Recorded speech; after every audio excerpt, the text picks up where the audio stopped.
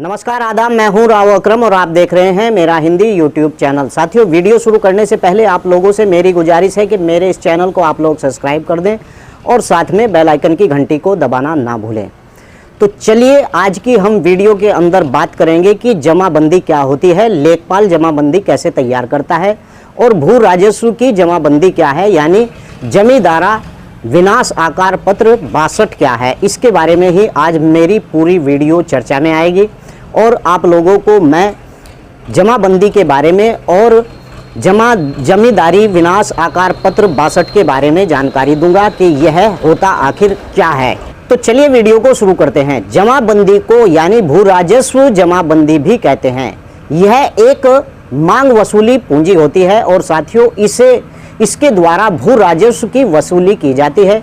इसमें यानी कि उन काश्तकारों की शामिल किया जाता है जिनके पास जमाबंदी बनाते समय या तो 3.125 एकड़ भूमि है या फिर 1.25 यानी हेक्टेयर भूमि होती है।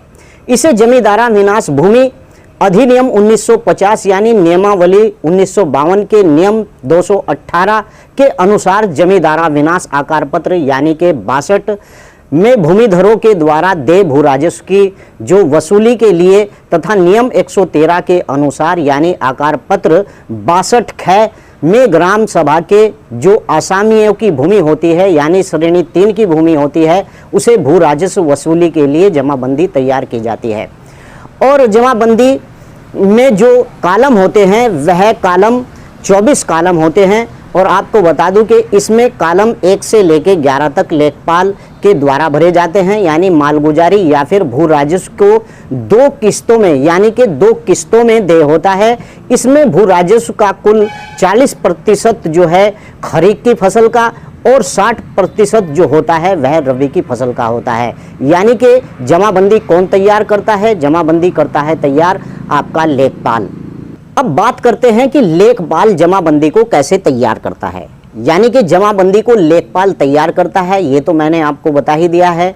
अमीन इससे वसूली का कार्य करता है, यानी कि जब जमाबंदी बनाता है लेखपाल तो वह अमीन के पास जाती है और अमीन उससे वसूली का काम करता है। इससे पिछले वर्ष के जो अधिक वसूली का बकाया धन तथा उसकी दैवीय आपदा आदि के कारण यानी कि जो फसलों को बहुत सी यानी कि हानि के कारण दिए गए स्थान जो छूट और उल्लेख किया जाता है, यानी कि जिस स्थान पर वह दिया गया है या तो छूट देकर उसका उल्लेख किया जाता है। आकार पत्र यानी 62 में लेखपाल के मुख्य कार्य यानी कि भू राजस्व वसूली के लिए जो संपूर्ण मांग तैयार करना होता है, जो आकार पत्र यानी कि 62 के बाईं पृष्ठ और 11 स्तंभ यानी 1 से लेकर 11 तक में जो किया जाता है उससे संशोधन करने का अधिकार अमीन के पास नहीं होता है। यानी कि जो जमाबंदी लेखपाल बनाता है उसके अंदर संशोधन करने का अधिकार कतई भी अमीन के पास में नहीं होता है और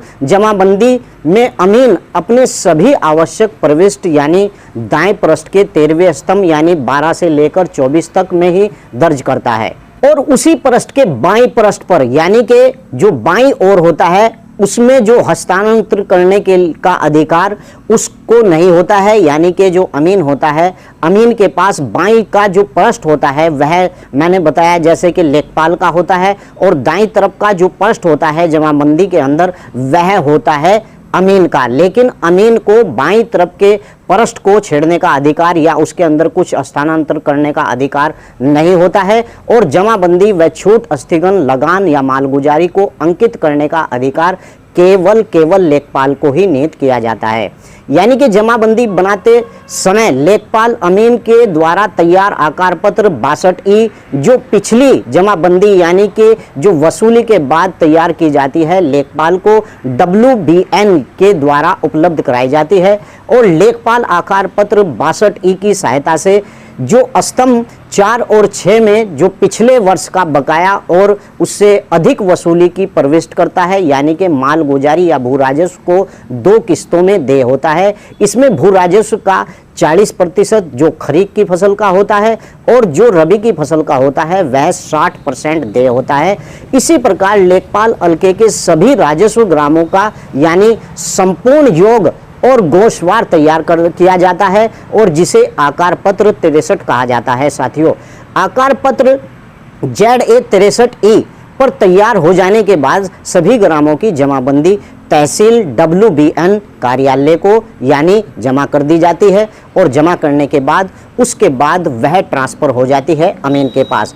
फिर अमीन उस बकाए राजस्व की वसूली करता है और आप लोगों को परेशान भी करता है, आप लोगों को आकर तड़ी और धमकी भी देता है। ये पूरा प्रोसीजर है। मैंने पिछली वीडियो के अंदर बताया था आप लोगों को कि किस प्रकार से जो चकबंदी होती है उसमें पटवारी का क्या रोल होता है। आज मैंने इस वीडियो के अंदर बताया कि जमाबंदी कौन बनाता है। जमाबंदी तहसील का लेखपाल बनाता है और तहसील का लेखपाल बनाने के बाद पूरे अपने कागज़ तैयार करने के बाद जैसा मैंने इस वीडियो के अंदर बताया WBN कार्यालय को समर्पित करता है और WBN कार्यालय से फिर वह अमीन के पास आती है और उसके बाद भू राजस्व के लगान की वसूली की जाती है।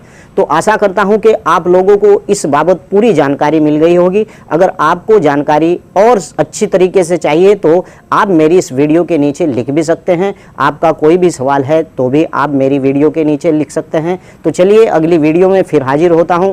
जय हिंद, जय भारत, खुदा हाफिज। लेकिन दोस्तों, चैनल को सब्सक्राइब कीजिए, वीडियो को शेयर और लाइक करना बिल्कुल ना भूलिए।